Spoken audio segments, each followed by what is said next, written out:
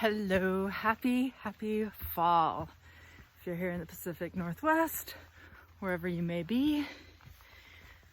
A couple weeks ago, in my last walk in the woods, I talked to you about finding time to do your storytelling. And today I wanted to talk about a second problem, and that is getting traction with your message. Cutting through the clutter, getting it out there. It's so difficult right now, right? Getting attention, getting noticed, all that kind of stuff. And even in this COVID climate, donors are still really caring, and they still have the capacity to give. They're being very selective. And how can you be persuasive when they're being selective? And what I so often see is that there's a disconnect between what we as an organization want to talk about and what our audience, wants to hear. And I was talking about this with my mentor, Cole Fink, and he asked me, what are the 5 archetypes of the people who do this storytelling thing badly? And I love a good question. I thought that was an excellent question. So today I have for you the 5 archetypes of the people who don't do storytelling that well. And I think about walking into a cocktail party. I know it's been a long time since any of us have maybe done that, but think about the different types of people that you encounter on a conversational, on a social / networking type of capacity. And the first archetype is type OO, output only. This is the guy who corners you to talk about himself non-stop, on and on, blather, blather, blather. And you are dying and looking for a way to escape. And in fact, to begin with, you try to avoid this person altogether. Archetype number 2, Ricochet Girl. This is the girl who throws out a question or throws out a bone to you only to sort of let it bounce back so she can start talking about herself again. Oh, hey, how are you doing? Do you have any trips planned in the future?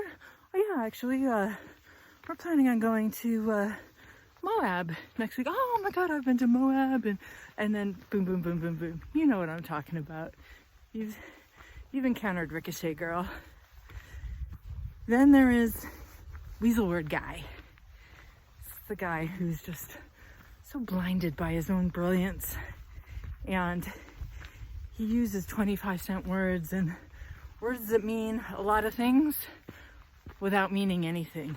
Words like synergistic, systemic, world-class. And you wonder, what is he even saying? It's Weasel Word Guy. Archetype number 4 is the great listener. We all love a great listener in our lives. No doubt about that. But the thing about the great listener is we don't really know them. So if you're, as an organization, if that's the role you play, you might pride yourself in that, but people don't know about you. It's hard to get to know you, and it's often because someone's a great listener because they don't want to talk about themselves. So, not so great in the case of organizational storytelling. So the 5th archetype is what I think we should all aspire to, and that's the long-lost best friend. You know that person. You can go 10 years without talking to them, and then immediately you are like connected. It's great to see them. Sorry about that interruption. We actually just saw a mama moose and a baby, so we have turned around and are going back the way we came from because we don't want to mess with them. So the fifth archetype is what we should all aspire to be, and that's the long lost best friend. You know that long lost best friend we maybe go years without talking to, and then we reconnect and it's just like old times, and we have an energizing conversation, we share stories back and forth, we're filled up by each other, there's no end to it. And what makes that so special? And so I would ask you where you think you fall under these archetypes.